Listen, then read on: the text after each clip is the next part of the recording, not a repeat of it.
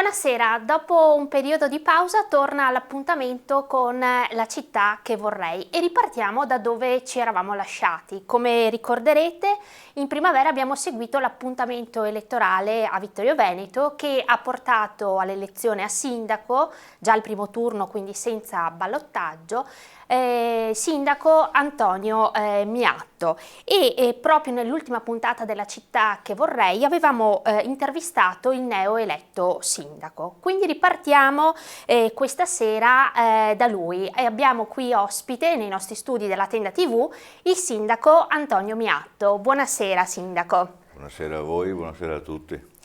Ecco, sono trascorsi poco più di 5 mesi dal suo insediamento alla guida della città di Vittorio Veneto. E innanzitutto le vogliamo chiederle come è stato questo inizio e come è cambiata, se è cambiata la sua vita dopo l'elezione a sindaco. Grazie della domanda. Sono passati più di 5 mesi dall'insediamento e per me la vita è cambiata radicalmente, nel senso che non ho più un momento libero, sono un po' in sofferenza per la famiglia perché frequento poco casa, però ho così tanti motivi di impegno dalla mattina alla sera che quasi non mi sono accorto di essere andato in pensione. Gli impegni si sono moltiplicati, stiamo lavorando moltissimo, continuiamo a aprire vasi e argomenti e sarà bene anche che interrompiamo in questa prima fase di aprire vasi e affrontare argomenti perché ce n'è moltissimi. Certo. E gestirli tutti quanti in contemporanea non è facile. Comunque quello che abbiamo intrapreso lo stiamo portando avanti, naturalmente i tempi non sono brevissimi, oggi tutto è complicato e cerchiamo di dare il nostro meglio nel chiudere già le prime partite. Alcune sono già a buon punto e dopo contiamo. Vediamo. Parlavamo anzi in periodo elettorale che mi sarebbe piaciuto avere di questi incontri come quello di questa sera a disposizione per poter interloquire direttamente con la città e che siano più fitti che 2 all'anno se andiamo avanti con questa media che è un po' troppo bassa. Speriamo di mettere in piedi un sistema più di incontri più numerosi, in modo tale da far relazionarmi direttamente con la città senza filtri, in modo tale da avere un colloquio più diretto con i miei cittadini. E infatti non mancheranno poi nel corso della puntata anche le domande che sono arrivate direttamente dai cittadini. Abbiamo chiesto tramite Facebook ai vittoriesi di porle le domande e come vedrà poi non sono mancate anche su svariati temi. Lei mancava dalla vita politica attiva di Vittorio Veneto da 5 anni, ricordiamo era stato assessore nell'amministrazione da Re. Ecco, dopo 5 anni rimettere piede nella vita attiva amministrativa, come ha trovato Vittorio Veneto? L'ha trovata cambiata? Beh, innanzitutto complimenti del sistema di collezionare domande direttamente dai cittadini perché va nello stesso verso che avevamo pensato, no? Come colloquio direttamente con la città. La macchina comunale l'ho ritrovata, ho trovato tante persone che già conoscevo, i meccanismi mi erano anche abbastanza noti, quindi da quel punto di vista là non c'è stato stress.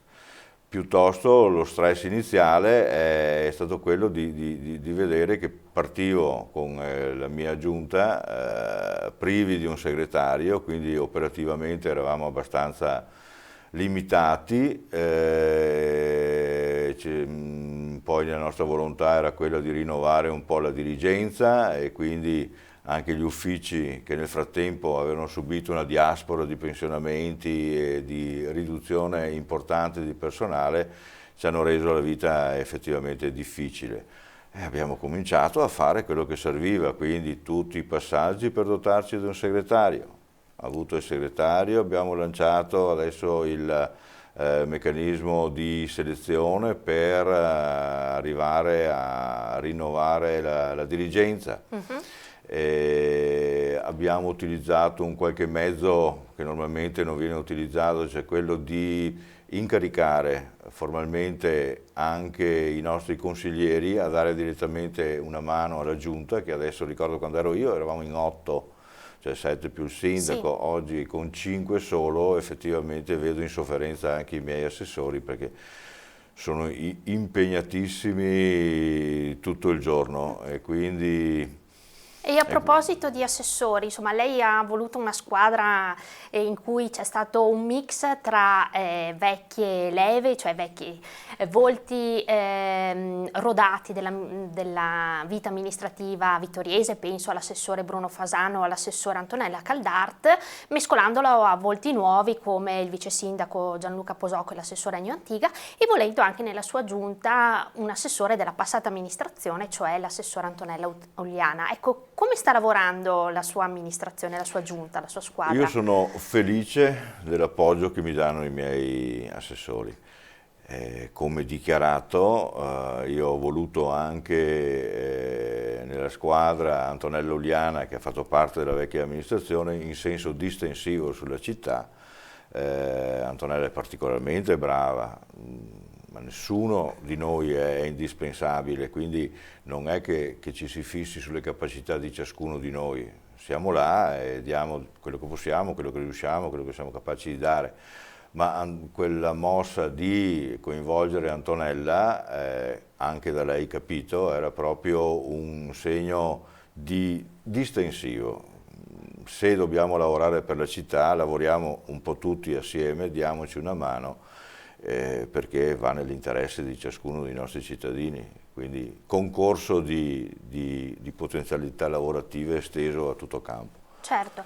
E al momento dell'insediamento, oltre alle questioni che ci ha già accennato, la nomina della giunta di un segretario comunale, ci sono stati due temi che ha avuto principalmente sul tavolo, quello del traforo di Sant'Augusta e quello della chiusura del passaggio a livello di via Martel.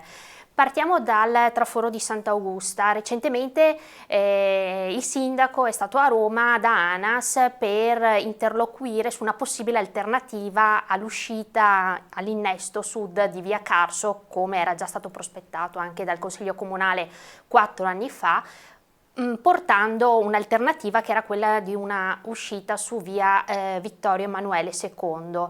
ANAS a questa alternativa ha detto di no, ha confermato l'innesto con via Carso, là dove oggi c'è il parcheggio del cimitero di Sant'Andrea, però ha messo sul piatto la realizzazione di due rotatorie, una in via Vittorio Emanuele II e l'altra tra via De Nadai e via Cansiglio.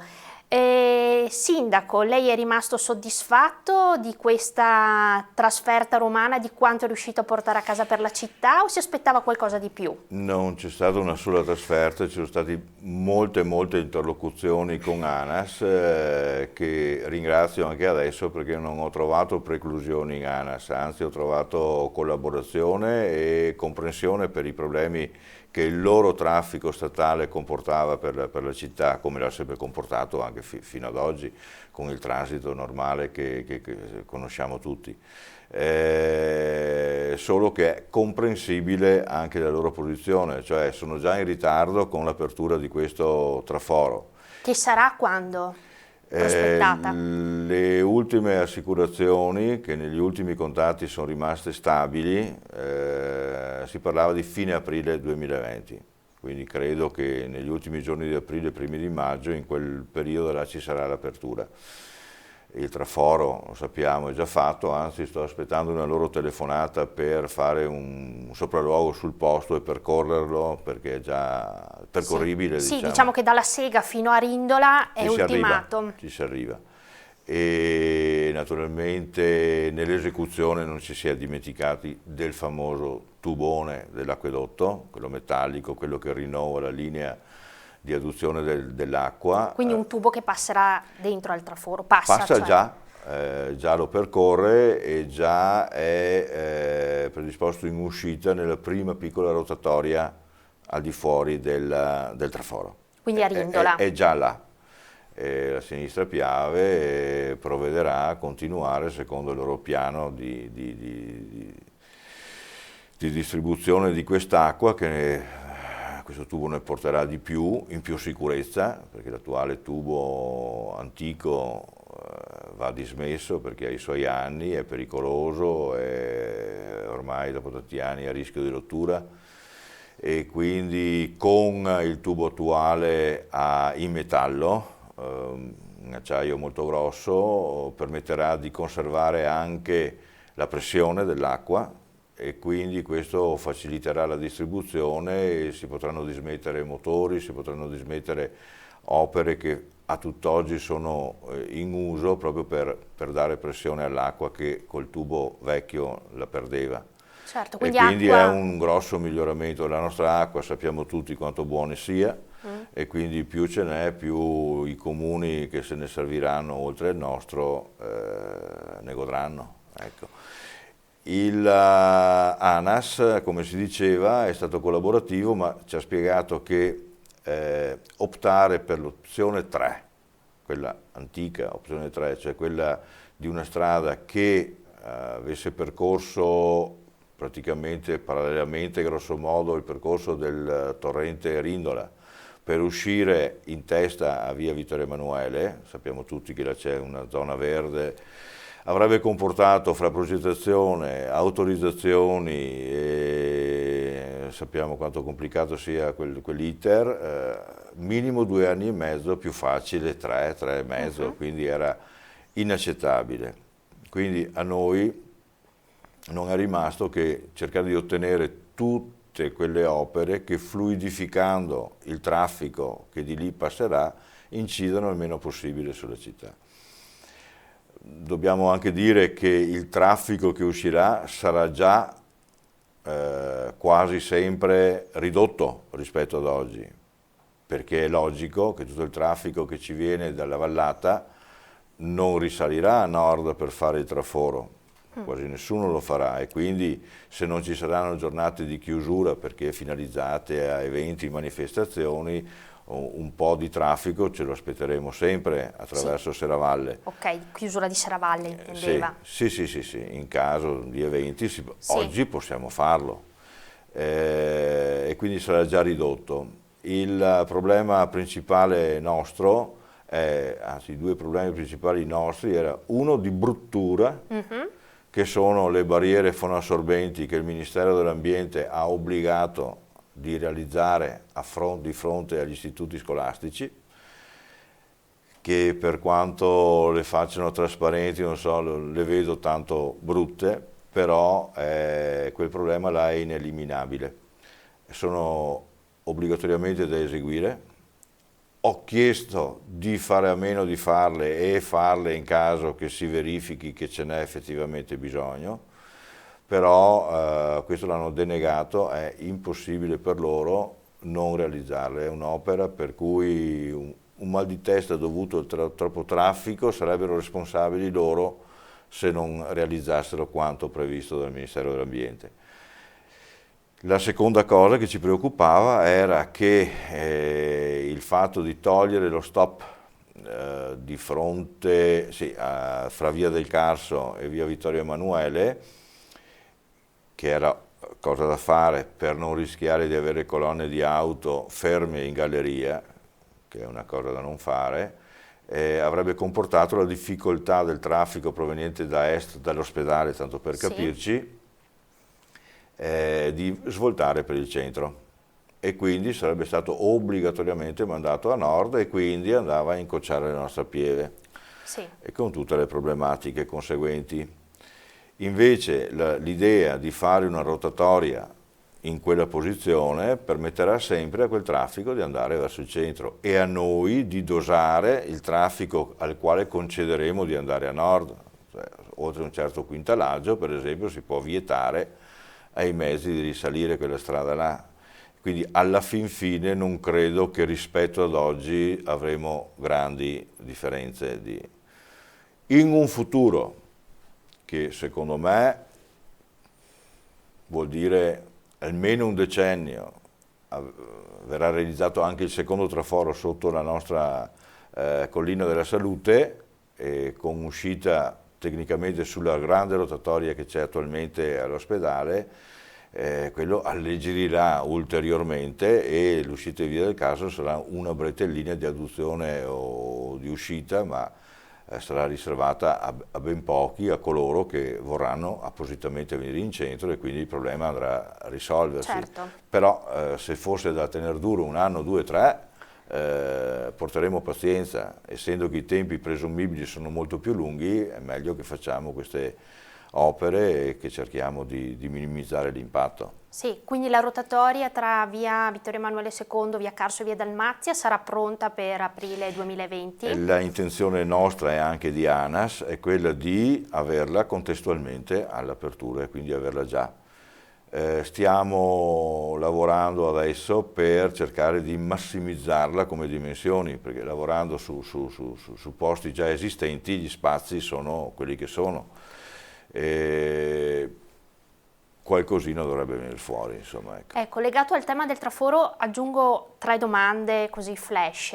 La prima è la pieve di Sant'Andrea. Sappiamo che sia il parroco, Monsignor Michele Favretta, sia il vescovo, Corrado Pizziolo, insomma, si sono espressi pubblicamente nei mesi scorsi per dei timori legati al passaggio, all'aumento di passaggio di mezzi pesanti e leggeri sulla pieve. Sì. Ecco. Lei accennava anche ad un'ordinanza per vietare il transito ai mezzi pesanti, sarà così? Sì, come dicevo un attimo fa, avremo modo di dosare e quindi è in quella direzione che volevamo. Poi la Pieve, amiamo tutti quel sito e abbiamo riesumato vecchie idee, abbiamo anche delle opportunità in più sulle aree che la circondano, speriamo di arrivare anche a una maggior forma di protezione e impreziosimento dell'area. Certo. E la prima domanda che ci arriva da un nostro telespettatore, Alberto Piccina, chiede che intenzioni ci sono da parte della sua amministrazione per Serravalle una volta che sarà aperto il traforo di Sant'Augusta. Allora, Serravalle, intanto una volta aperto quell'ulteriore via avremo delle opportunità che oggi non abbiamo. La parte nord della città, oltre quella che noi chiamiamo la riva dei Moin, sì, ha dei problemi di fognature. Ci sono ancora degli scarichi irregolari sul Meschio e problemi di smaltimento di reflui urbani di quel tipo. Avere la possibilità di deviare completamente il traffico ci dà la possibilità di lavorare su quella strettoia, che è un passaggio obbligato, per cui potremo stendere anche la tratta necessaria per connettere la parte nord allo smaltimento delle fognature a sud. Senza il traforo è una cosa che rimane sempre là, che nessuno fa più. Abbiamo anche la necessità di passare con un cavo da 20.000 volt che, prendendo la corrente da Costa, per un percorso di 9 km, mi è stato detto, Enel deve portare un surplus di energia a 9, perché i treni elettrici che arriveranno a Belluno hanno bisogno di un surplus di energia nella tratta in salita.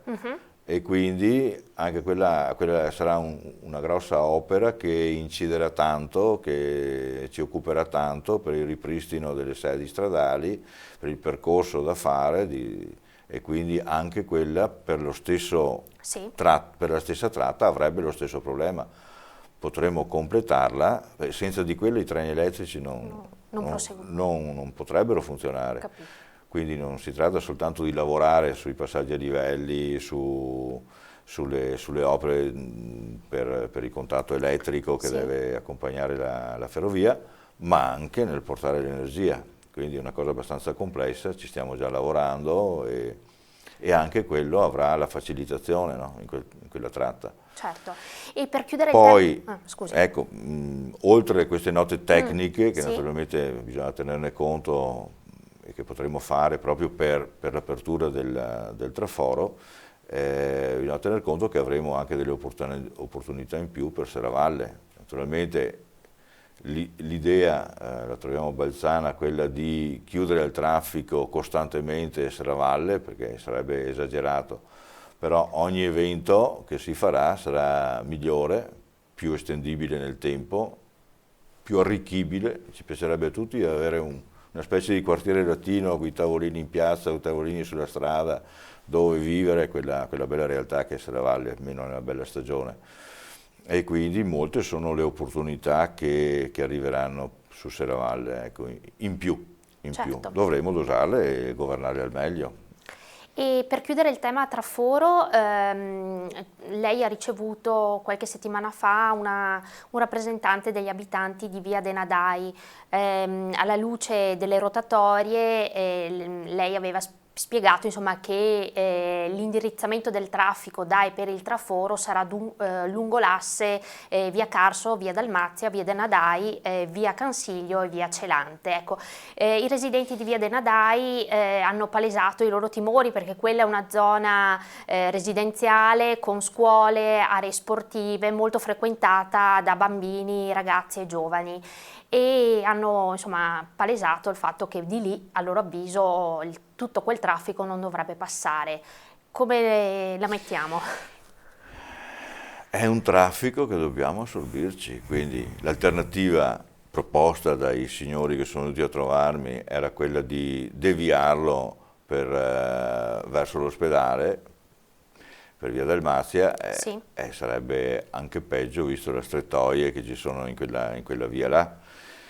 È un fatto inevitabile, sarà evitabile fra un po' di anni quando il secondo traforo ci permetterà di portare il grosso direttamente sulla viabilità maggiore che assorbirà con più facilità, ecco, il maggior flusso. Al momento altre soluzioni non ce ne sono mica.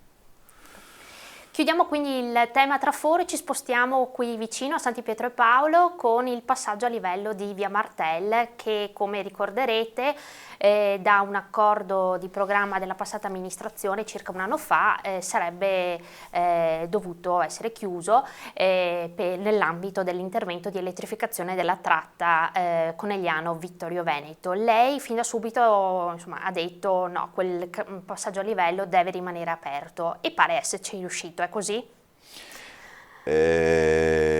Effettivamente quella chiusura là ci preoccupava. Mi preoccupava soprattutto il fatto che una convenzione in questo senso era già stata firmata, mi pare, a febbraio del 2019, per cui da Quito mi sembrava anche impossibile poter tornare indietro da una soluzione di quel tipo là. Invece anche in questo caso ho interloquito con Ferrovie, la quale le ferrovie mi hanno spiegato il perché di queste loro necessità di chiusura, ma d'altro canto noi abbiamo espresso le nostre relativamente a quel punto della città. Passaggi a livello da Conegliano a Vittorio compreso ce ne sono veramente tanti, anche passaggi pedonali, scusate, ho sbagliato, passaggi a livello campestri, sì, addirittura. E Ferrovie mi hanno spiegato qual è la loro difficoltà anche segnaletica di rallentamenti, di raddoppiano il tempo con tutti quei passaggi a livello da rispettare secondo le buone prassi della sicurezza ferroviaria.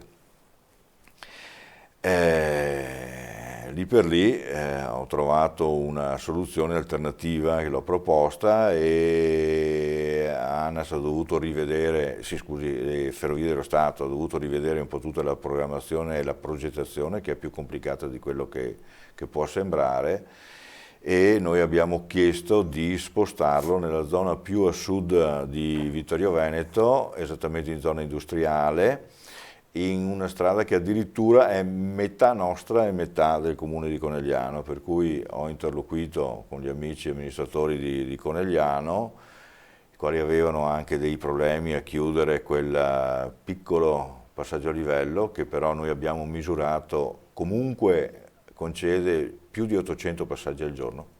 A fronte di quanti di via Martel? È un 1822 medi, ma quasi tutti quanti concentrati nelle ore diurne, per cui ogni pochi secondi in media passa una macchina. Sì. Fra l'altro, in futuro via Martel probabilmente aumenterà il suo traffico, perché abbiamo messo in piedi anche le procedure prodromiche alla realizzazione della bretellina cosiddetta, cioè il contatto tra via Mattei e la Ippolito Pinto, che concede quindi una via rapida di accesso all'autostrada, e quel maggiore flusso attraverso la statale, che non sarà più dall'Areocampo a San Giacomo statale, si va ad alleggerire di molto il traffico su San Giacomo, così transiterà nella nuova statale, che sarà via Mattei, Bretellina, via Ippolito Pinto. Quindi quella famosa rotatoria di via della Bressana anche. Sì, esatto. Si completerà con quella rotatoria. L'esecuzione di questa opera farà sì che il traffico maggiore arriverà di là, e naturalmente via Martel vedrà incrementarsi il suo traffico, e quindi la sua chiusura era deleteria, erano spaccare in due la città, e Ferrovie l'hanno capito, non è che non si siano rese conto dell'incongruità di quella scelta. Quindi stiamo procedendo con tutta la parte amministrativo-burocratica, che sembra essere più complicata di fare il lavoro sul posto, e contiamo a breve, li ho trovati anche qualche giorno fa, a breve di chiudere una modifica alla convenzione in essere, che rimane la stessa, viene modificata in questo senso. E noi abbiamo però anche rilanciato, nel senso che appena a nord del casello che andremo a chiudere, che è in via, lo diciamo? In via Podgora per noi che siamo di Vittorio, che poi diventa Danegutti e che ha un nome diverso perché è anche metà di Conegliano. Appena più a nord c'è via Callarga, il nostro card. Tutti facciamo le nostre colonnine nel passare. Savno con i suoi camion è continuamente infastidito da queste perdite di tempo, per cui abbiamo pensato di mettere la prima pietra per un sottopasso che da sempre si era pensato di fare, ma però i 3 milioni che occorreranno per farlo hanno sempre rallentato e impedito la sua esecuzione. Pur di chiudere anche quel passaggio a livello, Ferrovie dello Stato si è resa disponibile a mettere un po' di soldini per finanziare un'opera di mitigazione della chiusura di quel casello là. Per cui quel casello là noi adesso abbiamo intenzione di mantenerlo aperto, ma approfittare della chiusura del traffico ferroviario per realizzare un'opera sotto il binario, l'opera di sostegno del binario stesso, in modo che dopo saremo sempre liberi e indipendenti dal traffico ferroviario per realizzare questo sottopasso. Quanto ci metteremo? Probabilmente neanche non tantissimo. Abbiamo la possibilità di realizzare, penso alla fine, un 40% delle opere. Una volta cominciate poi si cercherà di finirle, ci impegniamo di farlo entro il 2023 dagli ultimi calcoli fatti con Ferrovie dello Stato, dopodiché loro chiuderanno anche quel casello là, ma noi avremo un sottopasso molto ampio, lo facciamo, già che si fa bene, e sarà un sottopasso che avrà ciclo pedonale e anche 2 larghe corsie, in modo tale che possano anche passarci con comodità i camion e quello che serve per il card oggi o per altri sviluppi possibili una volta che si ha quell'infrastruttura. E quindi abbiamo rilanciato e ne offriamo 2 invece che 1, contente Ferrovie, ancora di più noi. A carico del Comune anche ci sarà la realizzazione di una strada di collegamento a fronte della chiusura del passaggio a livello di via Sì, per quanto piccolo o poco importante, riteniamo che noi pensiamo per tutti, perché andiamo d'accordo con Conegliano, ma soprattutto della nostra parte abbiamo una famiglia e un'industria, oltre oltre che servire i fruitori che vengono da Scomigo e da Oliano e che di là passano, e per cui abbiamo già avviato le procedure per la realizzazione di una tratta di circa 250 metri di nuova viabilità che consente a chi troverà quel casello chiuso di passare attraverso il passaggio a livello del CARD, per capirsi, di via Callarga. Quindi fastidio minimo, e quindi meglio quella chiusura che dà un fastidio minimo di 200 metri in più piuttosto di un via Martel che sarebbe un disastro per la città. Quindi salva via Martel, però dall'altro insomma i vittoriesi dovranno pagare in qualche modo, nel senso ha un costo questo cambio di programma. Sì, ha un costo, ma con quanto ci ha promesso Ferrovie dello Stato. Un chip lo metterà anche Sarno che ne viene beneficiato, riusciamo appunto a raggiungere forse un 40% di quelle spese là. Della spesa che è di quasi di €500.000, diceva. Sì, e anche di più se consideriamo l'opera di sostegno del binario, però verrebbero coperte dai finanziamenti che ci arrivano da Ferrovie dello Stato, quindi in questa prima fase non spendiamo nulla di nostro. Ecco. E poi naturalmente quando avremo bisogno di un altro milione e mezzo per finire, è chiaro che ci scateneremo subito in cerca del denaro, di qualche finanziamento regionale, quello che troviamo. Dalle nostre casse chiaramente è un po' difficile trovare quelle cifre là, però contiamo che l'opera possa proseguire, insomma, la finiremo. Certo. Ora diamo spazio un po' alle domande dei cittadini, però prima una breve pausa, a tra poco.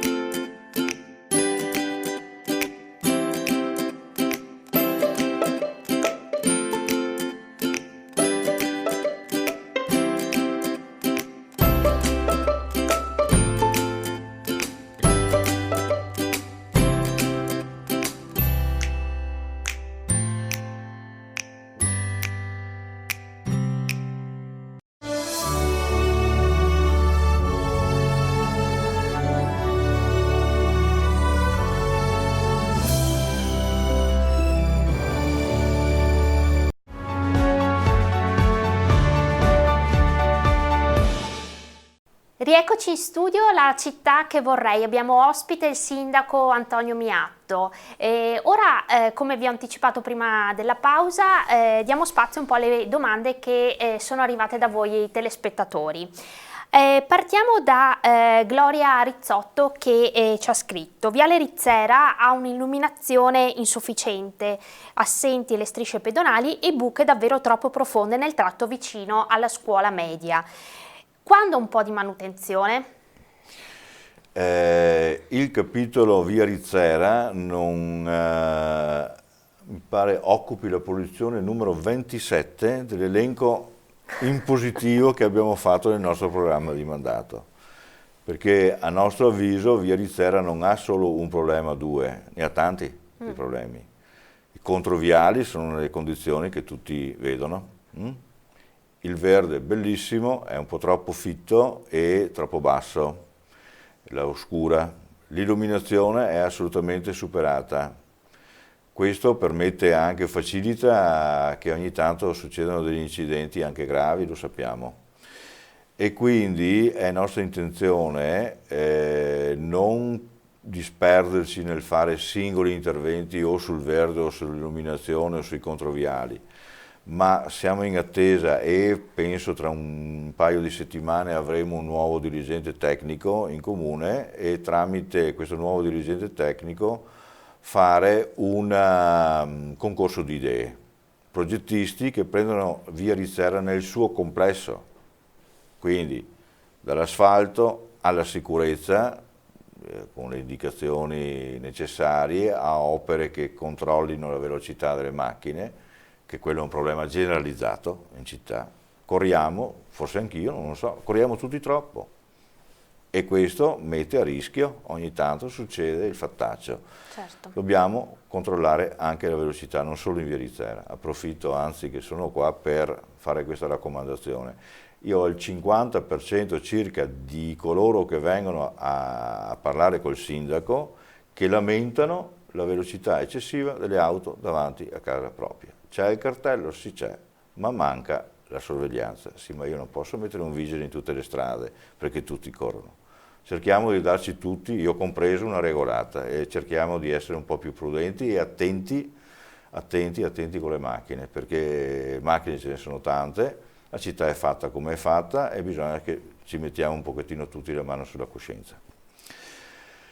La soluzione del problema di Via Rizzera, che io vedo anche in un futuro, perché uno dei temi che ci siamo dati in campagna elettorale e che vogliamo assolvere, è una riconsiderazione generale dei sensi di marcia in città, che vogliamo provare a vedere se si riesce a variare con variazioni importanti il PUT esistente e soprattutto connettere Ceneda, perché Ceneda è una parte della città che è andata morendo, oggi è finita e qualsiasi roba che noi vogliamo fare su Ceneda per rivitalizzarla non funzionerebbe se non c'è un adeguato traffico che ci passa. Se bisogna andarci apposta saranno sempre troppo pochi coloro che ci vanno e qualsiasi rinascita è impedita, sarebbe impedita. E quindi sensi di marcia, la circolazione, la sicurezza, l'illuminazione, come giustamente diceva la nostra concittadina, no? Mi sembra fosse una concittadina, Gloria. a notarlo, è vero, però bisogna farlo complessivamente, avere un'opera che poi se dovessimo arrivare alla conclusione che il PUT va invertito, sarebbe la porta della città e quindi nel suo complesso non soltanto funzionale ma anche di arredo deve essere all'altezza, è già bellissima, ha tante criticità e secondo me, ripeto, va presa nel suo, quindi un nel concorso suo di insieme, idee. un concorso di idee, abbiamo pensato di lanciarlo per avere un prodotto finale equilibrato, ben fatto. Altre domande arrivate dai cittadini, ci spostiamo nel quartiere di San Giacomo. Tamara Maiuto scrive: ci sono buche da vendere sulla strada sterrata che collega il comune di Cappella Maggiore con San Giacomo. Chiediamo che sia rimessa a posto dopo anni che nessuno la sistema. Non vogliamo l'asfaltatura, ma chiediamo solo di non essere dimenticati.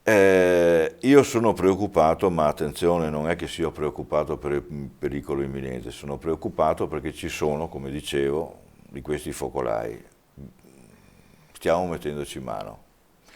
Non è facile, perché se hai un gruppo di sbandati che bivacca, dorme al Parco Papadopoli, che bivacca sui stabili dismessi delle Ferrovie dello Stato lato ovest della ferrovia, o in altri posti avevano cominciato a colonizzare anche il multipiano vicino alle poste, danneggiando anche le strutture.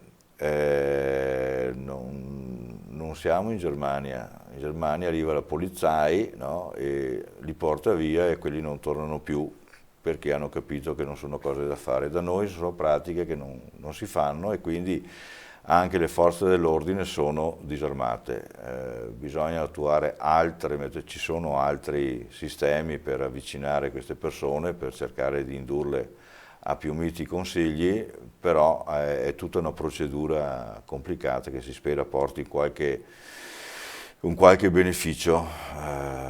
Da disarmati si va male, ecco, a incidere con decisione su queste cose che nessuno vorrebbe vedere in città. Circa la sicurezza, due erano le metodiche che avevamo pensato, che abbiamo proposto ancora all'epoca delle elezioni e le stiamo percorrendo, ovvero sia dotare la città di sistemi di controllo con telecamere adeguati e il controllo di vicinato.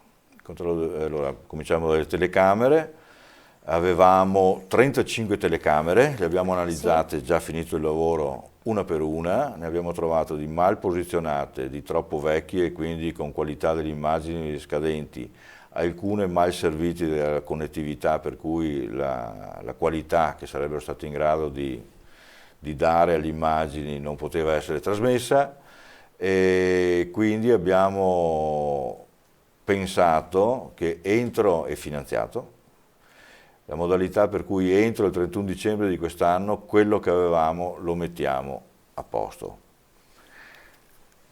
Per il 2020 abbiamo pensato di incrementare i punti di osservazione, di registrazione delle immagini, anche con macchine molto, molto migliorate perché c'è stata una forte evoluzione di quei mezzi là e andiamo a chiudere i varchi della città anche con qualità molto elevata, ecco, di lavoro di queste macchine. E i tecnici che ci stanno supportando dicono che se portiamo a casa anche il programma 2020 probabilmente Vittorio Veneto viene ad essere la città più dotata di quel tipo di approccio di sicurezza, sulla sicurezza. Il secondo metodo, perché è un metodo che volevamo introdurre in città, è quello del controllo di vicinato.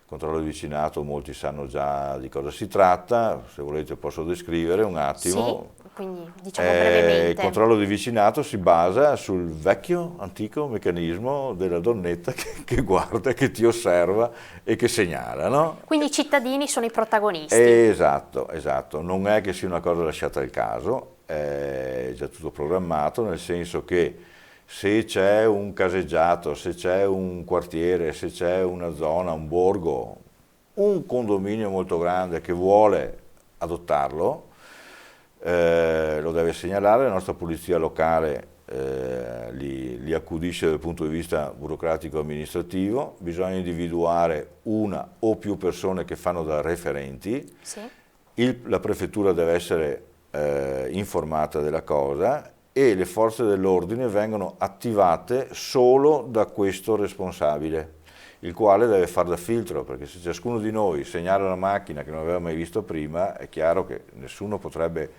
rispondere a chiamate di questo tipo qua, mentre avere l'elemento filtro, il quale controlla, sa più degli altri perché su di lui convergono le segnalazioni, ecco che si accende questo meccanismo di controllo di vicinato. Le zone così coperte vengono anche segnalate con apposite cartellonistica e questo induce malintenzionati a magari rinunciare di andare in quella zona e magari sposteranno le loro attenzioni su altre. Alcuni comuni con i quali ho avuto modo di interloquire che l'hanno adottato hanno visto decise diminuzioni dei numeri di delitti, di rapine, di furti, anche di danneggiamenti di auto, hanno avuto una grande soddisfazione. Quindi abbiamo iniziato il percorso e quando sarà completo diremo all'intera città: chi vuole può accedere, si basa sulla buona volontà, su un minimo di attenzione da parte degli interessati. Sì, e a proposito di sicurezza ci scrive Gianna Casagrande che le chiede: si può avere più vigilanza per la baby gang che spadroneggia in centro? È il discorso che facevamo prima. E La vigilanza già c'è, è che con la vigilanza non li sposti. mentre Francesco Borsoi chiede se sia possibile potenziare la vigilanza alla stazione delle Corriere in orario serale. Prenderò in considerazione un particolare del quale fino adesso non ero stato informato, se non nell'elencazione di punti critici, ecco, multipiano, stazione, certo, area Fender, eccetera. Non elenchiamoli tutti, ce n'è. Parliamo ora di sport. Recentemente la sua amministrazione è stata a Roma per avere la conferma di quel €500.000 promesso dall'allora ministro allo sport Luca Lotti, che formalmente non era ancora arrivato nelle casse comunali. €500.000 che in base ai progetti della passata amministrazione sarebbero stati destinati per metà alla piscina comunale per un intervento di efficientamento energetico e per l'altra metà alla realizzazione del nuovo campo da rugby all'interno dell'area del Victoria Sport. Quindi 2 progetti, ciascuno però ciascuno costa €500.000. Voi come intendete agire?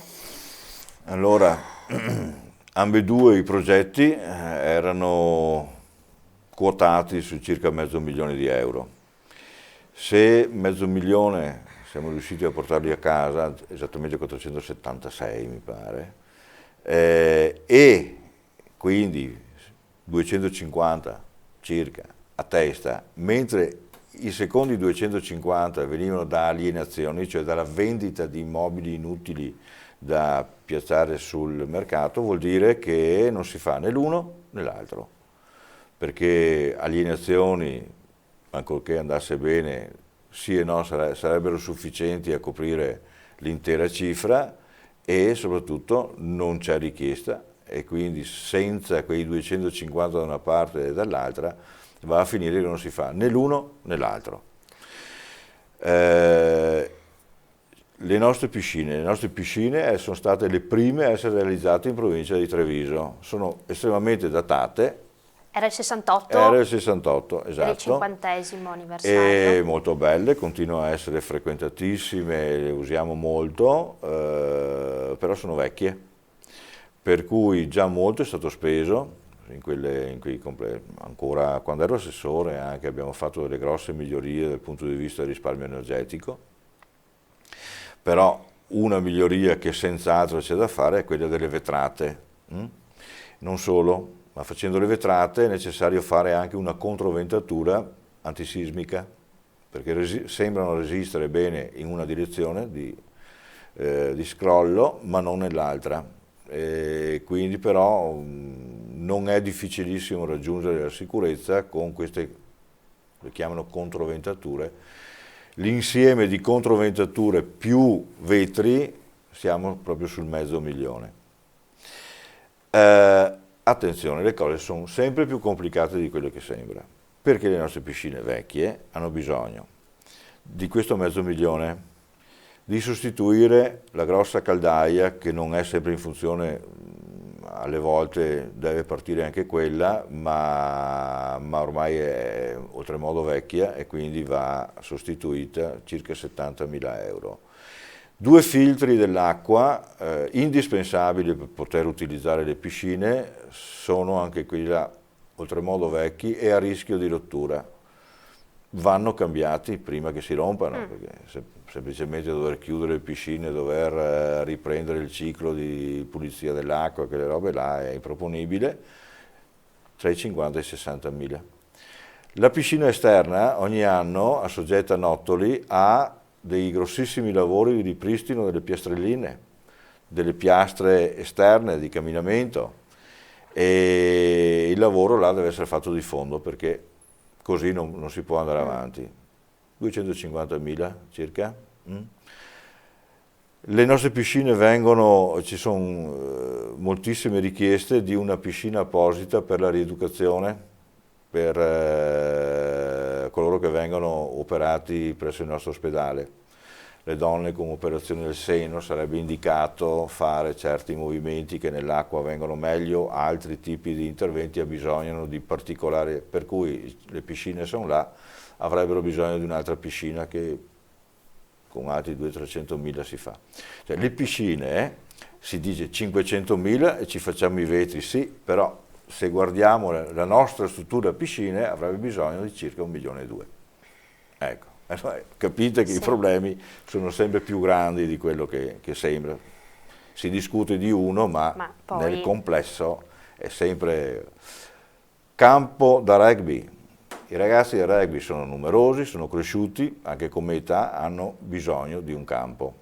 La vecchia amministrazione bravamente ha avuto l'idea di avere quel terreno posto a ovest del Victoria, che oggi è comunale, ha forma trapezoidale, però senza far soffrire tanto gli impianti sportivi si può rettificare un pochettino il confine e un campo regolare ci starebbe dentro.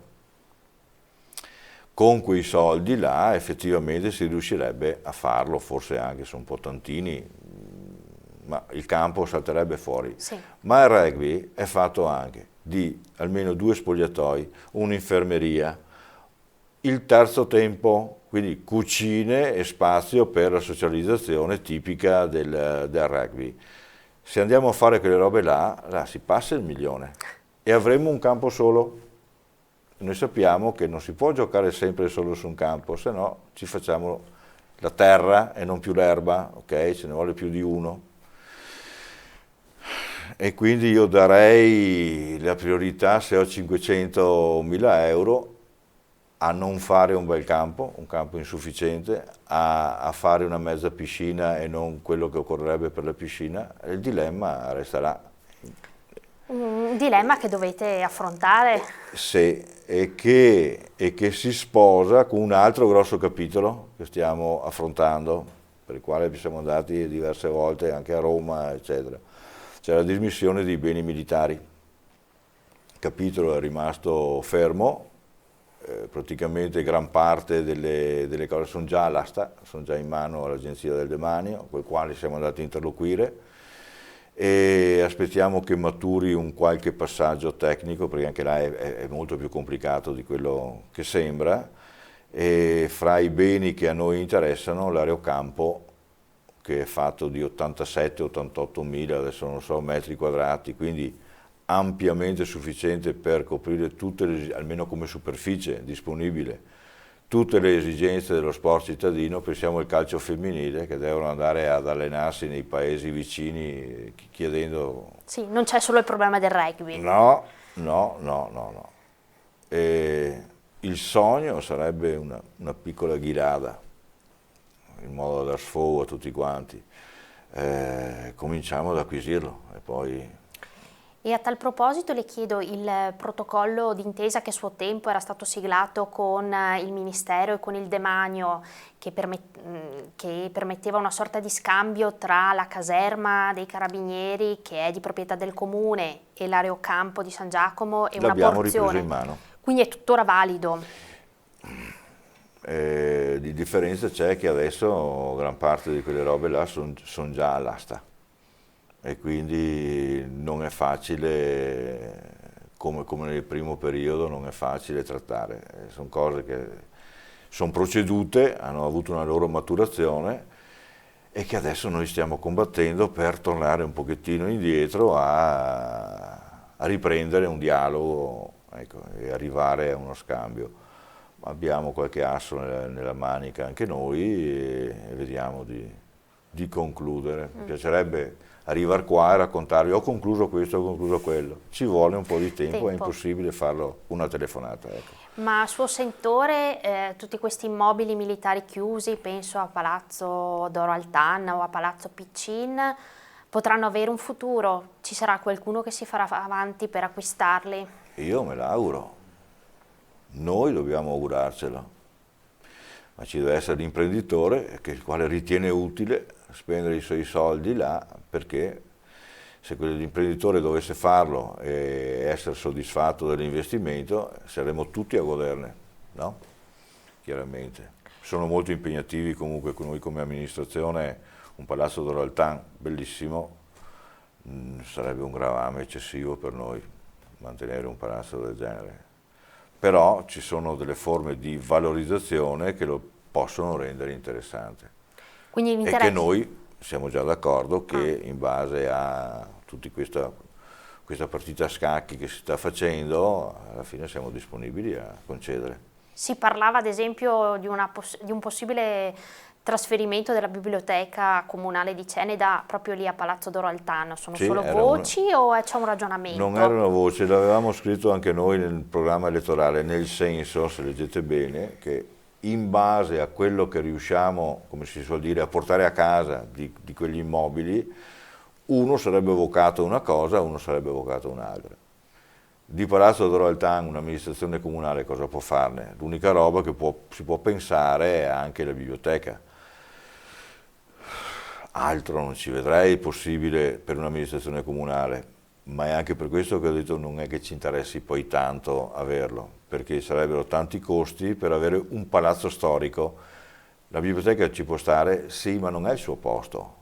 Una biblioteca oggi non è solo un accumulo di libri comodamente disposti e riconoscibili, deve avere una mediateca, deve avere spazi per chi ci va a studiare, deve avere altro, e prendere un immobile antico, per quanto bello, non è adatto, e quindi sarebbe sempre un grosso sforzo per avere poco.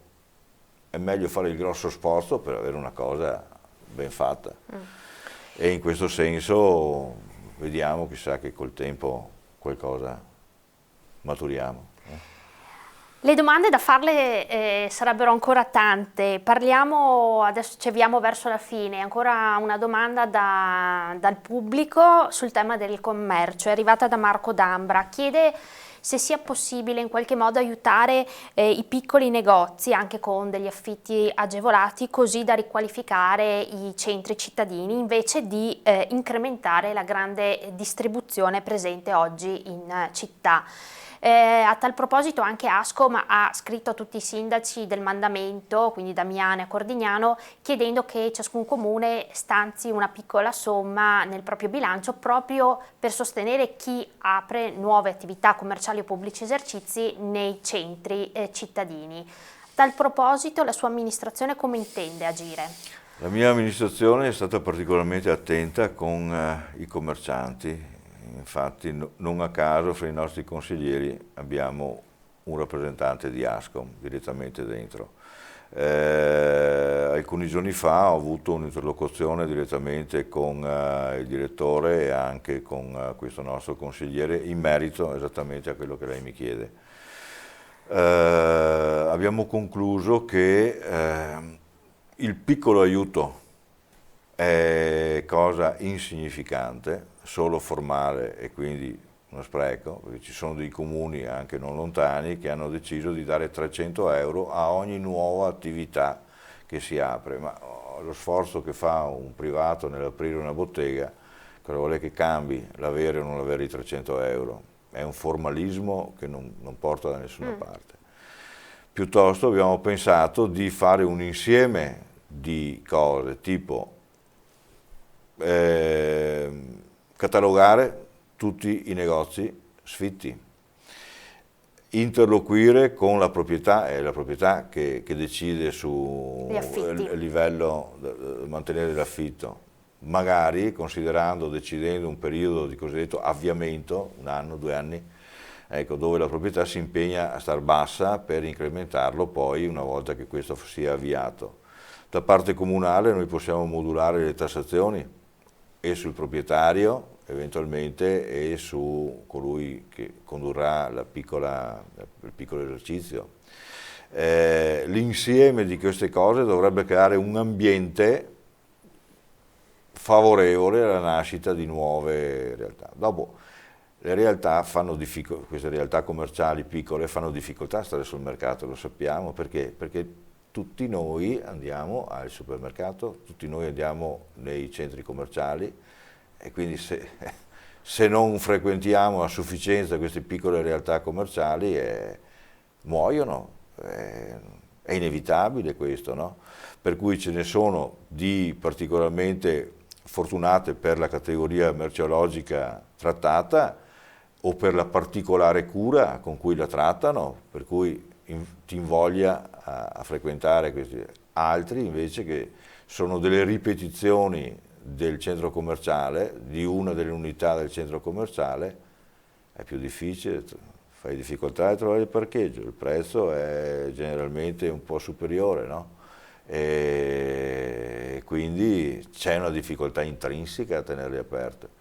Noi ci proviamo però con qualcosa di più strutturato, abbiamo fatto partire proprio un paio di giorni fa, ci siamo trovati, un qualcosa di più intelligente, di qualcosa più produttivo che non la semplice erogazione di una cifra poco più che di facciata. Certo, e per concludere, i quartieri, in questi mesi insomma, lei ha partecipato a numerosi incontri dei consigli di quartiere, un organismo che la passata amministrazione D'Arè, di cui lei faceva parte, aveva abolito. Ecco, come li ha trovati questi quartieri rinati e anche quali spunti sono arrivati dai cittadini? È quindi un organismo da tenere in considerazione?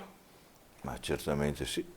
Se ben condotti, come ho detto, i quartieri sono una cosa importantissima nella gestione della città, il contatto diretto, quartiere per quartiere poi, di chi conosce la propria realtà e la trasferisce direttamente cosa pensa o quali sono le intenzioni, i desideri, le necessità di un quartiere direttamente all'amministrazione, è una cosa utilissima, direi io.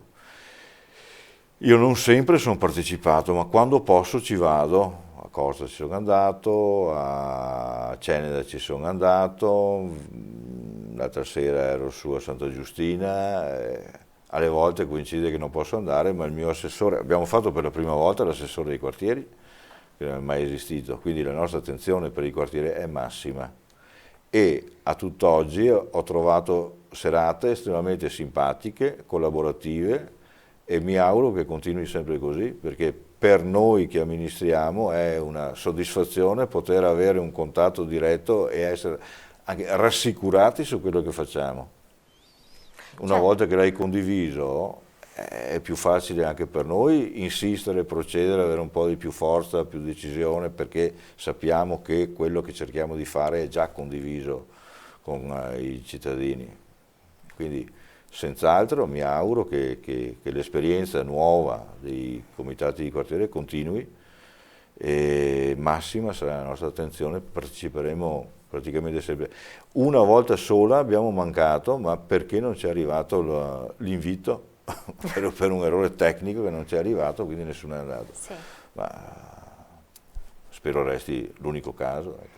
Ecco, allora, tante sono le sollecitazioni che anche questa sera le sono arrivate dai cittadini e ancora di più sarebbero le domande, insomma, che avremmo potuto farle sui tanti temi della città. Per chiudere, ecco, lei ai vittoriesi, dopo questi quasi 6 mesi di amministrazione, cosa si sente di dire? Anche un invito, insomma, che può fare alla città e ai cittadini?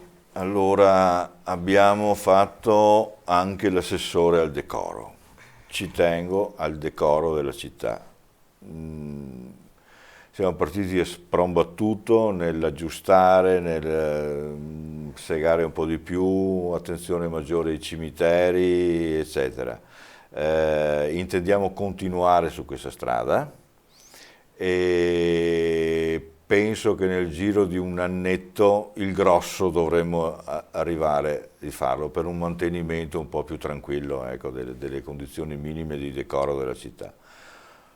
Però facciamo un controllo di vicinato esteso a tutta la città. Non è possibile che io esco la mattina di casa, mi faccio via Galilei e trovo 1 o 2 cestini pieni delle immondizie di casa. Non si fa così, i cestini non sono per le immondizie di casa. Se tutti si impegnano e c'è un 1% della popolazione, un 1 per 1000 della popolazione che si comporta malamente, rovina il lavoro generale che viene con fatica portato avanti. Se vediamo qualcuno che sbaglia così, magari una parolina diamocela, no? Non fare così, no? Carte, bottiglie sotto le siepi dove si fa anche fatica ad andare a estrarle, perché buttarle via? Ci sono i cestini un po' dappertutto, i cestini sono uno sforzo per l'amministrazione perché bisogna pulirli e quindi cerchiamo di essere tutti un pochettino più attenti, corriamo un po' meno per le strade, un'altra raccomandazione che mi sembra di fare, metteremo ulteriori cartelli, strisce pedonali, ma se non si sta attenti, infatti i morti in strada sono sulle strisce pedonali, Magari in altre strade dove non ci sono i morti perché uno sta più attento, ok? Sì. Quindi aumentiamo il nostro grado di attenzione, di impegno nella conduzione della nostra vita quotidiana nei riguardi della città che ti ritrovi, cerchiamo di metterci un po' di buona volontà tutti. Quindi essere insomma cittadini più attivi e più attenti della propria città. Sì. Bene, grazie al sindaco Antonio Miatto, nostro primo ospite di questa stagione della città che vorrei, e l'appuntamento ritornerà fra 15 giorni. Seguiteci sul nostro canale social Facebook, la pagina La Tenda TV, e vi terremo aggiornati sulla data del prossimo appuntamento. Questo, come tutte le altre trasmissioni della Tenda TV, le potete rivedere sul sito www.latendatv.it. Grazie anche a Federico Campodall'Orto che ha curato le riprese e la regia di questa puntata. Vi auguro una buona continuazione di serata con la programmazione della Tenda TV. Arrivederci.